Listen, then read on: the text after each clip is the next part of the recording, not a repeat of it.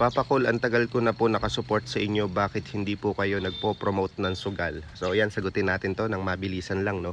So unang-una, kaya hindi ako nagpo-promote ng sugal dahil wala talaga mabuting idudulot ito sa buhay natin, no? So pangalawa, napakadaming nanonood sa akin ng mga bata, no? So yun yung mga dapat na hindi nila napapanood na bagay dahil talaga 100% walang mabuting idudulot sa kanila yon. So pangatlo, wala pa ring maidudulot, no, na mabuti sa buhay mo. So pang-apat, wala pa ring maidudulot na mabuti sa buhay mo.